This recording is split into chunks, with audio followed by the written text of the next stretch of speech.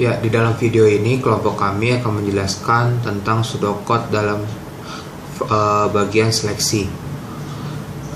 Di kelompok kami ini ada 5 anggota. Yang pertama saya sendiri bernama Raka Yuda, kedua Ket Haris, ketiga Ali Rido, keempat ada Harsyanda Putra, yang terakhir Rio Chandra.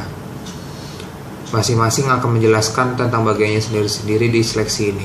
Selamat menyaksikan. Selection itu adalah instruksi yang dipakai untuk memilih satu atau lebih dari satu kemungkinan aksi berdasarkan suatu persyaratan tertentu.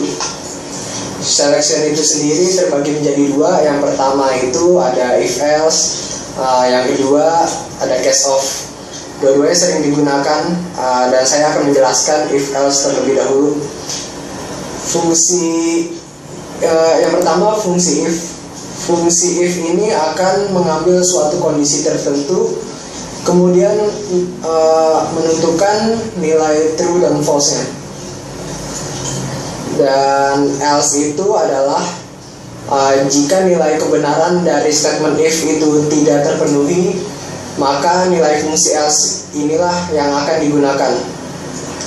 Saya akan berikan contoh.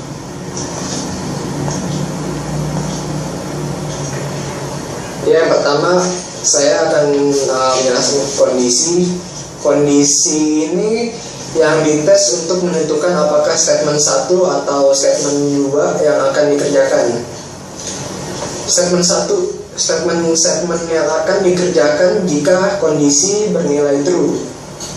Dan statement 2 adalah statement yang akan dikerjakan jika kondisi bernilai true. Dan ada statement N. Statement N ini akan digunakan untuk statement yang akan dikerjakan jika kondisi bernilai false. Contohnya, if buka kurung bilangan lebih dari 0, maka statementnya saya akan tulis bilangan itu positif. Dan else if buka kurung bilangan kurang dari 0, maka bilangan itu akan negatif. Dan else bilangan 0. Nah, inilah contoh dari penggunaan if else itu sendiri. Jadi di sini ada 3 statement yang terdiri dari if, else if, dan else. Jika if itu lebih dari 0, maka hasilnya akan keluar bilangan positif. Nah, jika kurang dari 0, maka ada lagi else if. Itu jika bilangan kurang dari 0, maka akan keluar statement bilangan negatif. Dan jika tidak memenuhi 2 persyaratan dari if dan else if di atas, maka ada else. Else itu menggunakan statement bilangan 0. Nah, jelaskan tentang instruksi case. Instruksi case digunakan sebagai instruksi pemilihan di mana aksi yang akan dilakukan hanya bergantung pada nilai dari satu macam variabel. Nah, dengan kata lain, variabel yang menentukan nilai mungkin banyak macam nilai dan setiap nilainya berkaitan dengan satu sama lain aksi yang akan dilakukan. Sini ada bentuk instruksi case. Di dalamnya ada variabel. Nilai pertama memiliki aksi pertama juga, nilai kedua memiliki aksi kedua, dan nilai ketiga juga ada aksi ketiganya, dan seterusnya. Defaultnya biasanya aksi ke n. Lalu kita n case. Bentuk case yang sudah saya jelaskan dapat diterjemahkan sebagai berikut. Dimungkinkan ada n aksi, mulai dari aksi pertama hingga aksi ke n. Setiap aksi hanya dilakukan apabila suatu nilai variabel dicapai sesuai persyaratannya. Misalnya, aksi pertama dilakukan hanya bila variabel bernilai pertama. Aksi kedua dilaksanakan apabila variabelnya bernilai 2, dan seterusnya. Apabila satu pun nilai variabel yang cocok, maka aksi n dikerjakan sebagai aksi default, atau hanya dikerjakan apabila tidak ada yang memenuhi syarat. Sekarang bagian saya menjelaskan tentang nested if. Nested if merupakan pernyataan if berada di dalam pernyataan if yang lainnya. Bentuk penulisan pernyataan nested if sebagai contoh yang akan saya berikan. Misal if itu mempunyai syarat berupa perbandingan nilai.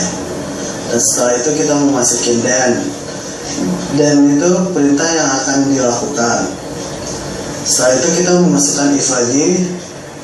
If yang kedua ini adalah perbandingan nilai kedua kalinya di dalam if yang pertama. Setelah itu else, dan habis itu then itu perintah yang akan dijalankan kedua kalinya. Terangkan contoh soal dari if dan else. Oke, saya akan mulai. Seorang guru ingin menginput sebuah data yang lulus. Langkah awal yang perlu kita lakukan itu adalah menginput nama siswa dan nilai siswa.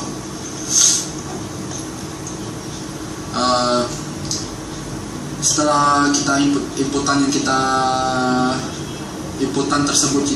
setelah melakukan inputan tersebut, langkah keduanya kita akan melakukan if. Nah, dalam if ini inputan if seperti inputan if jika nilai lebih besar sama dengan 85 dan lebih kecil sama dengan 100, maka nilai tersebut akan nilai tersebut adalah A.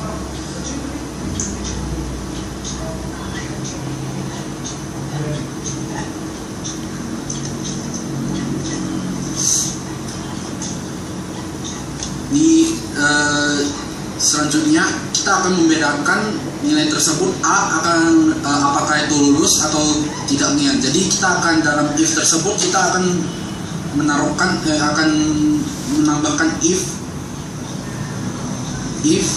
jika nilai sama dengan A, maka nilai lulus. Untuk selanjutnya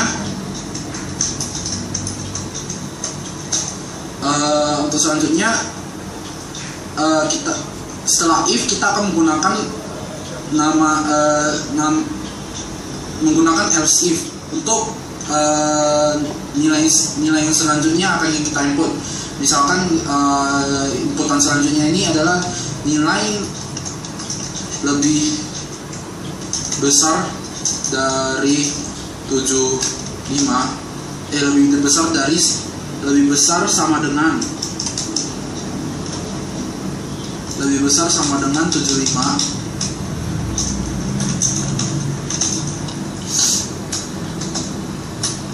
Maka bukan maka, dan nilai lebih kecil sama dengan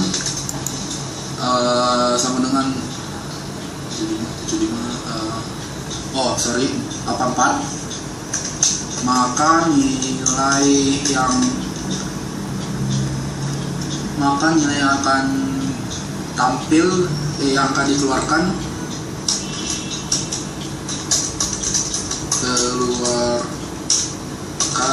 adalah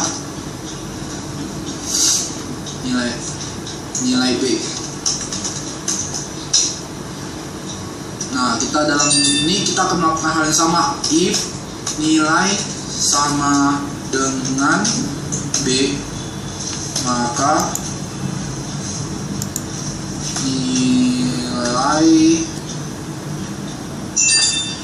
maka Anda lulus. Untuk selanjutnya juga sama, else if nilai lebih besar sama dengan 65 dan nilai lebih besar sama dengan lebih besar sama dengan 75, 74, lebih kecil sama dengan 74, sorry.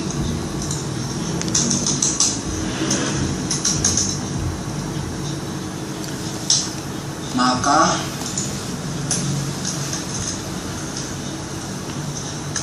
nilai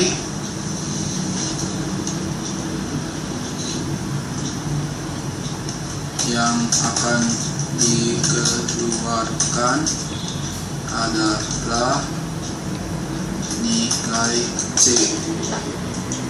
Selanjutnya if nilai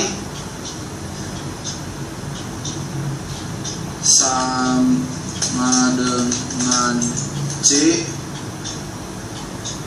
maka Anda lulus dengan nilai yang pas.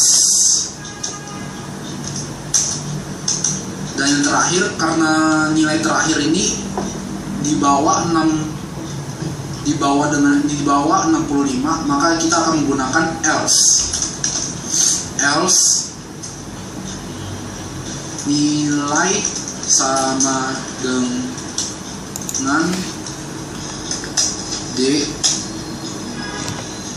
else ini nilai dengan else ini kita berarti kan kita dalam C kita mencapai dari 65 sampai 75. else nya di bawah dengan 6, berarti di bawah 64. Kalau di bawah 64, jadi if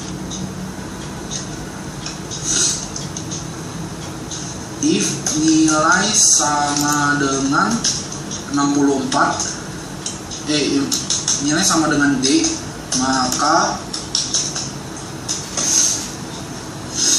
maka Anda tidak lulus.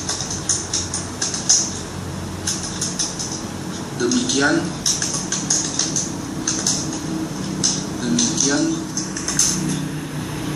contoh soal saya.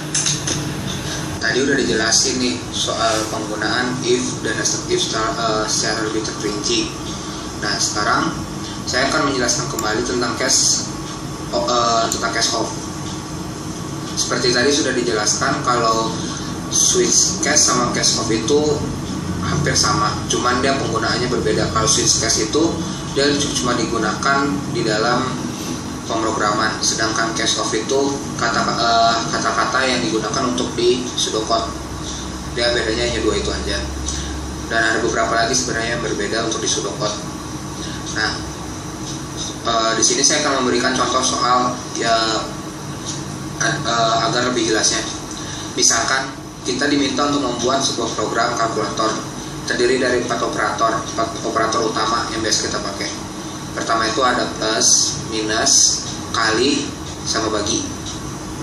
Dan untuk membuat itu kita disuruh menggunakan case.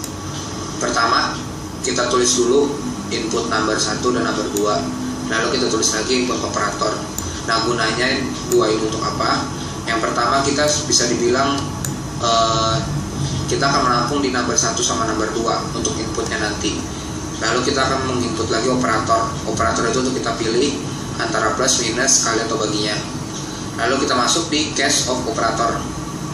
Nah, untuk case of sendiri di sini kita tulis case of, lalu namanya sendiri itu nama variabelnya. Karena variabel yang kita minta adalah operator, maka kita tulis operator. Lalu di selanjutnya kita tulis, biasanya untuk case of itu ada pilihannya 0, 1, 2, 3, 4. Selain 0, 1, 2, 3, 4 itu kita juga bisa memakai tanda lain seperti untuk operator ini kita pilih plus, minus, kali, atau bagi. Karena operator tersebut kita disuruhnya memasukkan 4 karakter tersebut.